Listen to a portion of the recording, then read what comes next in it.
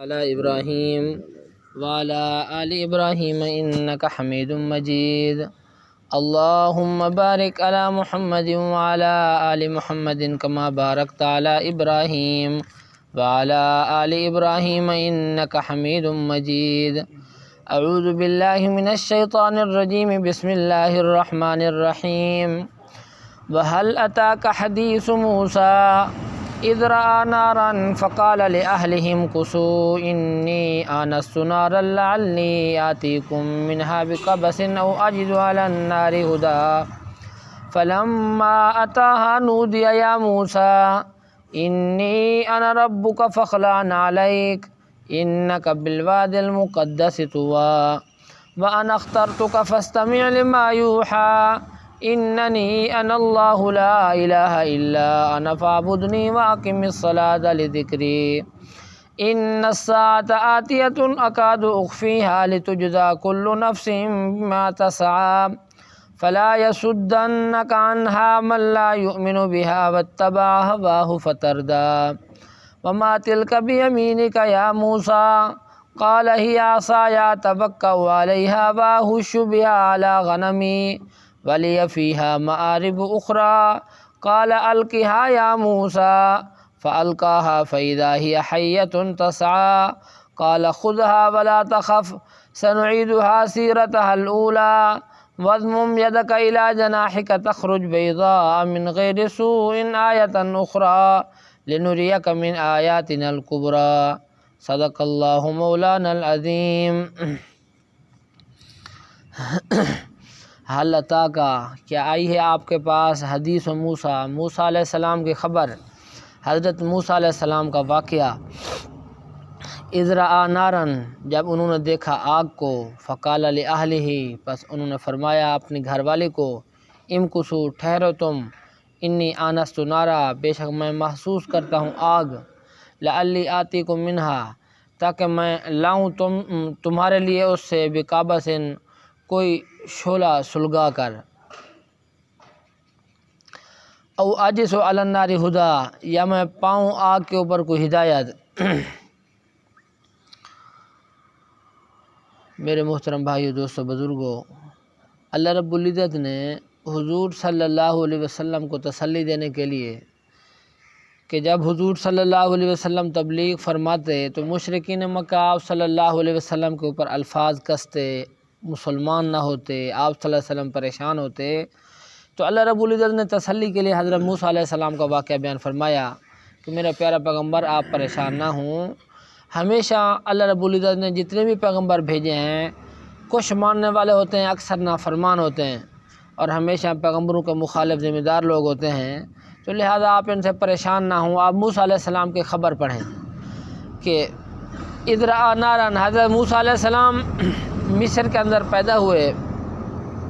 نجومی نے خواب دیکھا، فرعون اس وقت حاکم تھا. نجومی نے خواب دیکھا کہ 3 سالوں کے اندر بچہ پیدا ہوگا جو فرعون کی بادشاہت کے ختم ہونے کا ذریعہ بنے گا. تو فرعون نے حکم جاری کر دیا کہ جو بچے بھی پیدا ہوں، لڑکا پیدا ہو تو فوراً اس کو ذبح کر دیا جائے، اور اگر لڑکی پیدا ہو تو اس کو چھوڑ دیا جائے. 3 سال تک یہ حکم جاری رہا. تو شاہ عبدالعزیز محدث دہلوی رحمۃ اللہ علیہ فرماتے ہیں کہ 12,000 بچے اس نے 3 سالوں کے اندر قتل کروائے، اور علامہ بونی رحمۃ اللہ علیہ فرماتے ہیں کہ 70,000 لڑکے اس نے قتل کروائے. تو لہذا اتنی بڑی تعداد کے اندر انہوں نے بچے ذبح کروائے. اور اللہ رب العزت نے حضرت موسیٰ علیہ السلام کو بھی انہی دنوں کے اندر والدہ کے پیٹ کے اندر یعنی کہ حمل ہوا، پھر اس کے بعد پیدا ہوئے. تو اللہ رب العزت نے حضرت موسیٰ علیہ السلام کی والدہ کے ذہن کے اندر یہ بات ڈالی کہ جب بھی آپ خطرہ محسوس کریں تو موسیٰ علیہ السلام کو ایک صندوق کے اندر بند کر کے دریا کے اندر ڈال دینا. تو حضرت موسیٰ علیہ السلام کی والدہ نے ان کو دریا کے اندر ڈال دیا. تو آگے سے فرعون کے یعنی کہ لوگوں نے پکڑا، اور پھر اس کے بعد فرعون نے قتل کرنے کا ارادہ کیا. تو ان کی گھر والی حضرت آسیہ نے کہا کہ اس کو چھوڑ دو، شاید کہ ہم اس کو یا تو اپنا بیٹا بنا لیں گے یا یہ ہمیں نفع دے گا. تو اللہ رب العزت نے، فرعون کی سوچ یہ تھی کہ یہ ہمیں نفع نہیں دے سکتا، تو لہٰذا وہ مسلمان نہیں ہوا۔ تو ان کی حضرت آسیہ کی سوچ تھی کہ یہ ہمیں نفع دیں گے یا ہم ان کو اپنا بیٹا بنا لیں گے، تو اللہ رب العزت نے سوچ کے مطابق فیصلہ فرمایا، ان کو اللہ رب العزت نے کلمہ پڑھنے کی توفیق عطا فرمائی تھی۔ موسیٰ علیہ السلام کے اوپر حضرت اما آسیہ ایمان لائی تھیں۔ تو حضرت موسیٰ علیہ السلام فرعون کے گھر کے اندر پلتے رہے۔ حضرت موسیٰ علیہ السلام کی والدہ کا دودھ حضرت موسیٰ علیہ السلام نے پیا۔ ان کی والدہ کو فرعون نے کہا کہ تم جو ہے یہاں پر رہو تو ہم تمہارے لیے یعنی کہ رہنے کا انتظام کرتے ہیں، مکان وغیرہ کا انتظام کرتے ہیں۔ انہوں نے کہا کہ نہیں، میرے اور بچے بھی ہیں، لہٰذا میں اپنے گھر ٹھہروں گی۔ تو موسیٰ علیہ السلام کو یعنی کہ 15 دن کے بعد تم وہاں پر بھی تم دیکھ کے آ جانا، اور میں 15 دن کے بعد لاؤں گی، تمہیں دکھا کے واپس لے جاؤں گی۔ لہٰذا حضرت موسیٰ علیہ السلام کی والدہ دودھ بھی پلاتی رہیں اور تنخواہ کا انتظام بھی ہو گیا۔ حضرت موسیٰ علیہ السلام بڑے ہو گئے، 30 سال کی عمر کو جب پہنچے تو دیکھا کہ ایک کاف نامی جو ان کا فرعون کا باورچی ہے، وہ ایک شخص کے ساتھ لڑ رہا تھا۔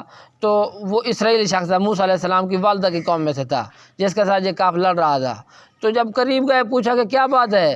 انہوں نے کہا کہ یہ یعنی کہ باورچی ہے اور گٹھڑیاں، لکڑیوں کی گٹھڑیاں اٹھوانے کے وہاں سے پیسے لیتا ہے، یہاں سے بنگار کے طور کے اوپر آدمی پکڑ لیتا ہے۔ میں کمزور ہوں، میں یہ کام کر نہیں سکتا۔ میں نے کہا کہ مزدوری سے کے ساتھ کام کروا لو۔ یہ کہتا ہے کہ نہیں، میں نے تم سے ہی کروانا ہے۔ تو موسیٰ علیہ السلام نے اس کو روکا، تو وہ موسیٰ علیہ السلام کے سامنے تکبر کرنے لگا۔ تو حضرت موسیٰ علیہ السلام نے ان کو ایک مکہ مارا۔ مارنے کی نیت بھی نہیں تھی، لیکن یعنی کہ ایک مکے کی وجہ سے وہ آدمی مر گیا۔ کاف اس کا نام تھا۔ تو دوسرے دن جب پتہ نہ چلا کہ کس نے قتل کیا، دوسرے دن جب موسیٰ علیہ السلام وہاں سے گزرے تو وہی اسرائیلی دوسرے آدمی کے ساتھ لڑ رہا تھا۔ موسیٰ علیہ السلام نے اس کو کہا کہ تو مجھے شرارتی لگتا ہے۔ اس نے فوراً کہا کہ اس کو پتہ چلا کہ یہ آج مجھے نہ مار دیں۔ اس نے کہا کل تو نے ایک آدمی کو قتل کیا، آج مجھے قتل کرنا چاہتے ہیں۔ تو موسیٰ علیہ السلام کی یعنی کہ یہ بات کا پتہ چل گیا کہ ان کو کاف کو قتل حضرت موسیٰ علیہ السلام نے کیا ہے۔ تو فرعون نے مشورہ کیا کہ شاید یہ وہی شخص ہو سکتا ہے، لہذا فرعون نے کہا کہ اس کو قتل کر دو۔ وقال رجل مؤمن من آل فرعون، ایک فرعون کا چچا زاد بھائی تھا، حزقیل اس کا نام تھا، وہ مسلمان تھا، وہ فرعون کے وزیروں میں سے تھا۔ اس نے کہا کہ اتقتلون رجلا ان یقول ربی اللہ، کیا تم ایسے آدمی کو قتل کرتے ہو جو کہتا ہے کہ میرا رب اللہ ہے؟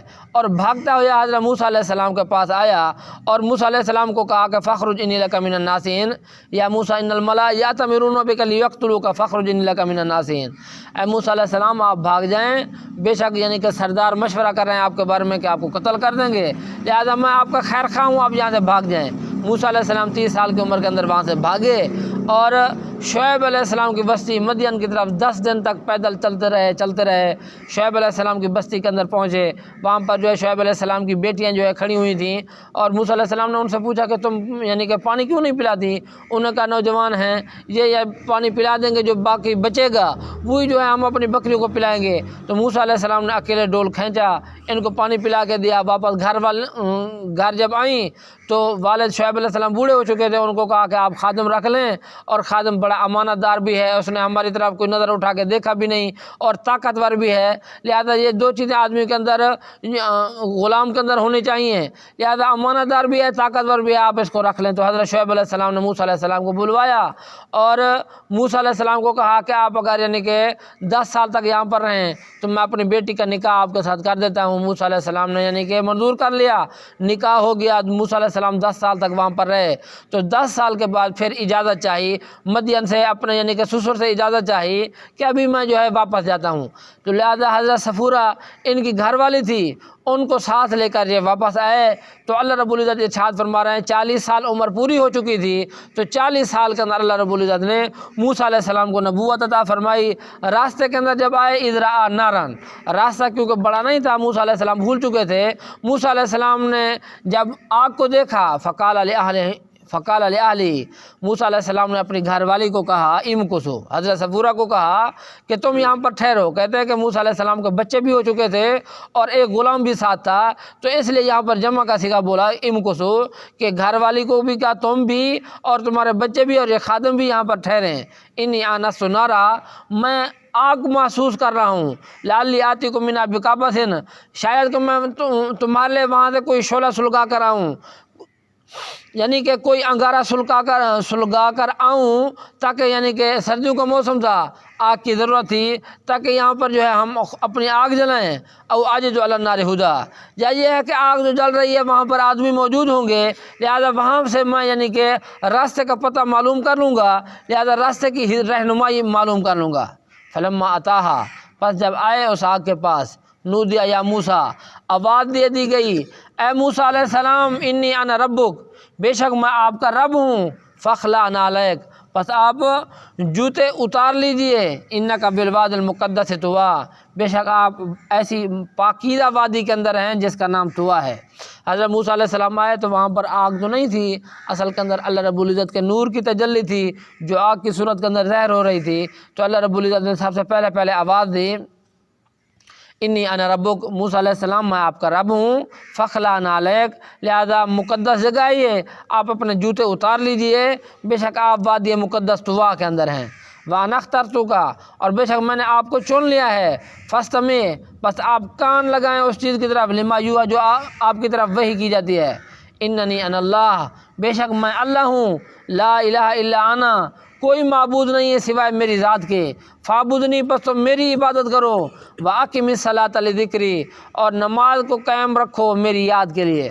اللہ رب العزت نے پہلی وحی حضرت موسیٰ علیہ السلام کی طرف کی کہ اننی انا اللہ، میں اللہ ہوں، لا الہ الا انا، میرے علاوہ کوئی معبود نہیں ہے۔ پہلی وحی اور پیغمبروں کا پہلا سبق یہی تھا، لا الہ الا اللہ، کہ اللہ کے علاوہ اور کوئی معبود نہیں ہے، فاعبدنی، لہذا تم میری عبادت کرو، وَأَقِمِ الصَّلَاةَ لِذِکْرِی، اور نماز کو میری یاد کے لیے قائم کرو۔ نماز کے اندر اللہ رب العزت کی یاد ہوتی ہے، اللہ کا ذکر ہوتا ہے، لہذا ذکر کرو نماز کے اندر، سبحان ربی العظیم، سبحان ربی الاعلیٰ، یہ سارے اللہ رب العزت کی تسبیح ہیں، اللہ کے ذکر ہیں، لہذا اس لیے اللہ رب العزت نے ارشاد فرمایا کہ نماز کو قائم کرو میری یاد کے لیے۔